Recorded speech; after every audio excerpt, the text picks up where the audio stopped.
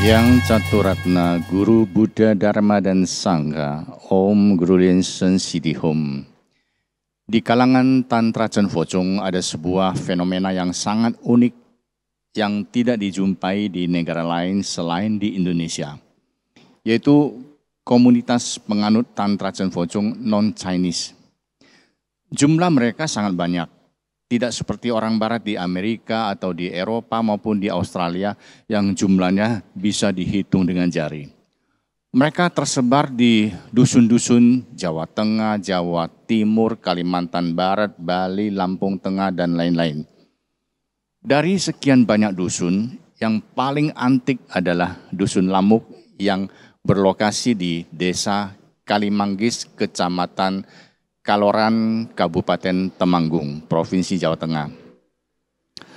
Pada akhir tahun 90-an, saya sering tulis naskah untuk media True Buddha News yang berpusat di Vancouver, Kanada. Salah satu naskah yang saya tulis untuk TBN waktu itu adalah Umat Vihara Wajrabumi Satya Dharma di Dusun Lamuk. Semenjak itu, Dusun Lamuk yang tidak diketahui banyak orang menjadi sangat terkenal di kalangan Chen Focong seluruh dunia. Wihara ini merupakan wihara desa yang paling banyak dikunjungi oleh acarya Chen Focong baik dalam negeri maupun luar negeri. Bahkan merupakan satu-satunya wihara desa yang memperoleh mahakarunia atas kunjungan Yang Mulia Dharma Raja Linseng pada akhir tahun 2018. Saudara-saudara, sebanyak 87% dari penduduk Dusun Lamuk menganut Buddha Tantra Chen Focong. Saat wihara dipugar pada tahun 1999, warga setempat menjadi tenaga sukarela, termasuk yang non-Buddhis. Sejak tahun 2001, setiap hari suci, Hari Suci Mahaguru dan Hari Jadi Dusun Lamuk, seluruh umat Chen Focong di Lamuk akan merapal mantra Mahaguru semalam suntuk. Begitu pula dengan hari jelang musim tanam, selain rapal mantra Mahaguru semalam suntuk, disertai pula rapal mantra Jambala juga. Saudara-saudara, jauh sebelum umat Dusun Lamuk mengenal Yang Mulia Dharma Raja Linseng, sebetulnya Yang Mulia sudah pernah hadir di Dusun Lamuk. Untuk itu hari ini saya akan hadirkan salah seorang pandita Dharma Duta yang juga merupakan pimpinan di Dusun Lamuk, yaitu Romo Suyamto Jiangse, untuk memberi kesaksian. Mari kita simak bersama.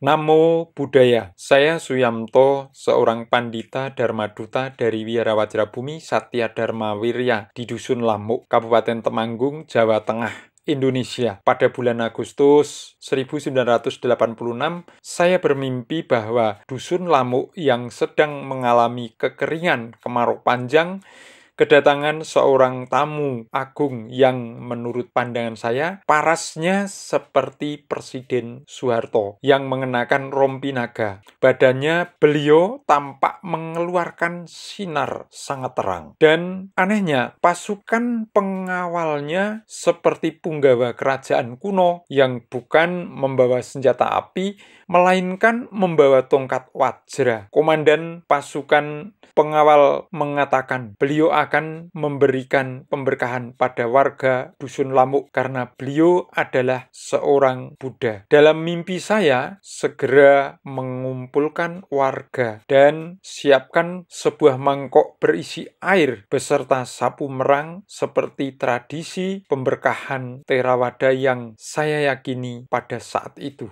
Warga segera berbaris di jalan raya dan presiden tersebut saya pandu naik ke dataran yang agak tinggi. Seorang ajudan melambaikan tangan, tiba-tiba datang sebuah mobil tangki yang kumal, berdebu dan sangat kotor. Terdapat bijaksara yang tergambar pada tangki tersebut, tapi kami tidak tahu dan tidak paham apa artinya. Lalu ajudan itu mengambil pucuk daun dan menuliskan huruf HUM pada tangki. Dan Presiden membaca sesuatu yang juga kami tidak tahu artinya. Tiba-tiba dari tangannya keluar cahaya. Ajudan suruh warga baca tulisan yang ada pada tangki dan serempak bilang HUM secara bersama. Keluarlah air dari mobil tangki menyembur ke angkasa disertai guntur dan hujan lebat. Warga menjadi sangat girang. Kemarau panjang pun berakhir. Hamparan hijau tiba-tiba muncul seketika. Namun Presiden dan ajudan juga hilang dari pandangan saya dan saya terbangun dari mimpi. Tak lama kemudian, warga penganut agama Buddha di daerah Temanggung satu persatu banyak yang pindah agama. Justru tidak demikian untuk warga Dusun Lamuk tetap eksis sambil mencari jati diri.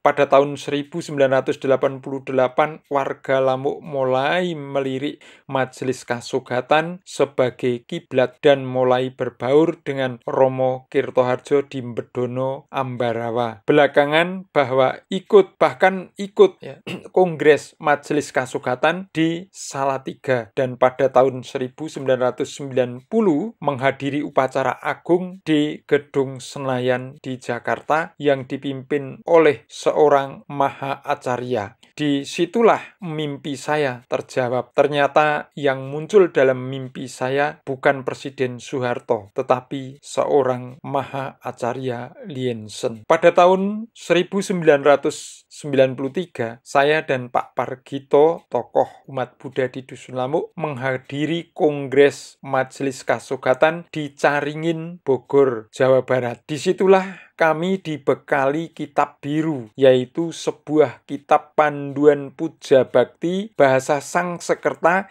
yang disusun dan dibawa langsung oleh Acarya Lien Fei ke Seattle untuk memperoleh Maha Abhiseka dari Maha Guru. Saat itu Acarya Lien Fei masih seorang umat dan menjabat sebagai Sekjen Majelis Kasugatan Indonesia. Sejak itu umat Buddha di Dusun Lamuk mulai tekun mempelajari sadhana tantra berkat pembinaan dari pusat, yaitu Romo Oke Diputra, Romo Karuna Atmaja, dan Romo Purna Chandra. Saudara-saudara, pada bulan Desember tahun 2018, artinya 32 tahun kemudian setelah kejadian mimpi saya, seorang Buddha Maha Acarya Liensen sungguh-sungguh berkenan hadir dan memberkati langsung pada umat Buddha di Dusun Lamuk dan sekitarnya. Kehadiran beliau persis seperti dalam mimpi saya, bahkan gumuruh guntur di langit disambut hujan lebat serta angin. Seketika tampak berkah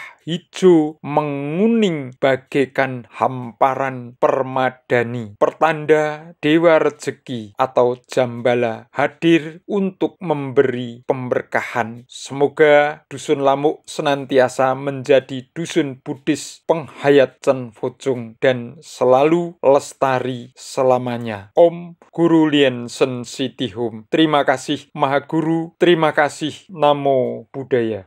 Saudara-saudara, Lampung artinya embun. Sore-sore Dusun Lamuk sudah terasa banyak embun. Maka cuacanya sangat sejuk. Sebelum pandemi COVID, setiap jelang hari Trisuci Wasak, para siswa SMU Sekolah Atisa di Pamkara, yang di Karawaci, Jakarta, Tangerang, akan berkunjung dan live-in di Dusun Lamuk selama beberapa hari. Jumlah mereka yang ratusan akan bagi inap ya, di rumah warga dan betul-betul menghayati gaya kehidupan wong deso. Dusun Lamuk dikatakan unik karena tempat ibadah Buddhis di seluruh Indonesia, mungkin hanya wihara yang di Dusun Lamuk inilah yang satu-satunya memasang loudspeaker besar-besar di atas atap wihara untuk menyiarkan suara rapal sutra maupun mantra ke seluruh penjuru dusun setiap ada kegiatan puja bakti. Saudara-saudara, 25 tahun lalu ada sebuah kejadian mukjizat di Dusun Lamuk yang berhubungan dengan sumber air. Mungkin karena kejadian ini sudah lama berlalu, banyak umat baru yang belum pernah mengetahuinya. Untuk itu hari ini saya akan menghadirkan seorang tokoh agama Buddha di Kabupaten Temanggung, Pak Parman, yaitu salah satu tokoh yang turut memprakarsai adanya agama Buddha Chan Focung Kasogatan di Dusun Lamuk. Selain di Dusun Lamuk, Dusun Jagang, Dusun apalagi Semanding, ya. Nah, yang di Temanggung, beliau pernah menjabat sebagai kepala Dusun Lamuk selama 15 tahun. Dan rumahnya pernah selama 1 tahun digunakan sebagai tempat ibadah sementara ketika wihara sedang dipugar, ya, pada tahun 1999. Mari kita simak bersama. Namo Buddhaya. Nama saya Parman. Pada pertengahan tahun 1996, saya dan Romo Suyamto menghadiri peresmian Wihara Mahawelas Asih di kota Semarang. Betapa kagumnya kami yang pertama kali melihat acara peresmian yang dilanjutkan dengan upacara ulambana yang sangat sakral. Berkat nidana inilah sehingga rutin setiap hari Minggu berikut rombongan umat dari Lamuk ikut puja bakti di kota Semarang. Pada pertengahan bulan Oktober tahun 1996 ada kunjungan balasan rombongan umat dari kota Semarang ke Wihara Lamuk. Para tamu dari kota cukup kaget melihat jumlah umat desa yang berpuja bakti di Wihara Lamuk sangat banyak, tapi bangunan wiharanya tidak memadai.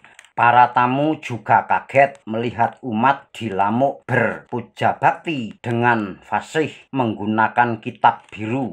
Usai puja bakti, tamu yang sehabis mencicipi sehubungan kue singkong hendak mencuci tangan, tetapi hanya tersedia setengah ember air.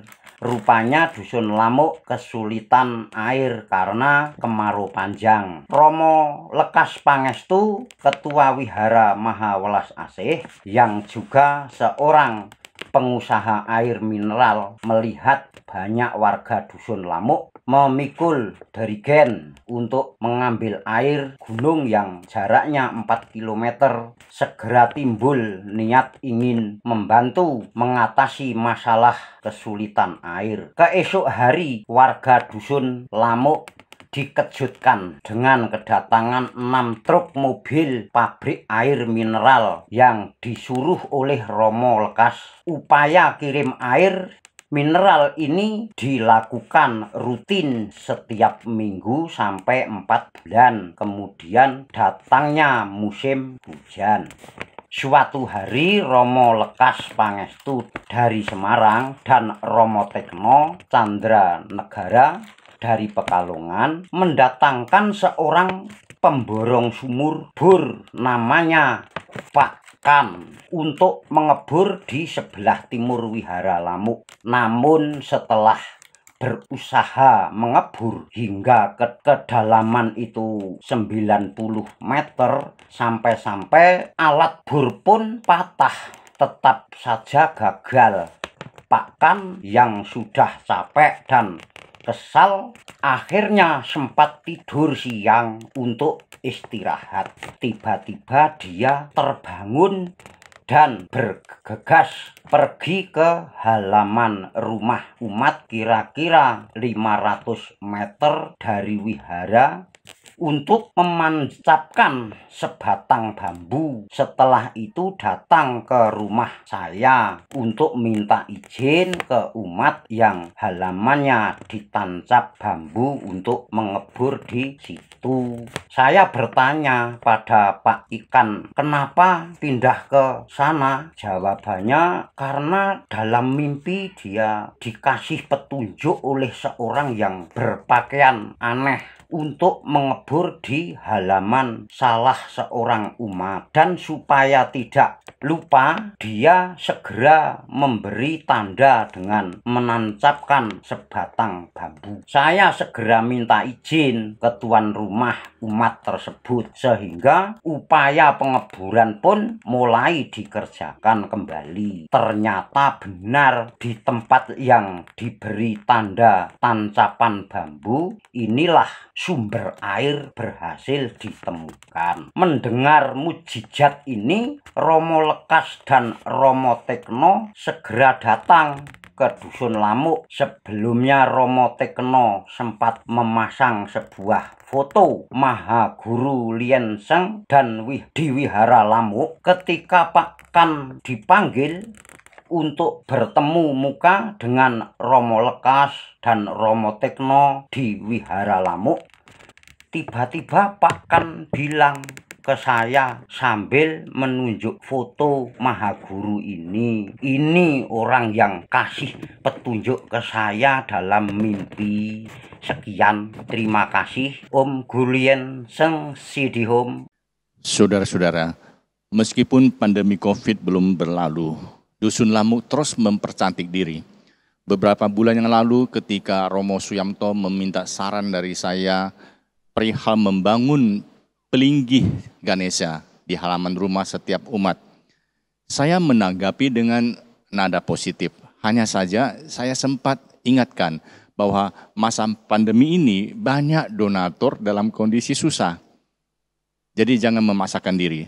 Ternyata ide ini segera disambut oleh seorang donatur dari Jambi, Saudara Jack Sumartono, yang banyak mendanai pembangunan Wihara Okediputra di Jembrana, Bali. Nah, saudara-saudara, sebanyak 164 pelinggi Ganesha sudah dibangun di Dusun Lamuk. Ini menjadi ciri khas Dusun Lamuk. Sebetulnya, keindahan pemandangan Dusun Lamuk tidak kalah dengan daerah wisata lain di Nusantara. Pernah suatu ketika saya live in juga di rumah Pak Parman.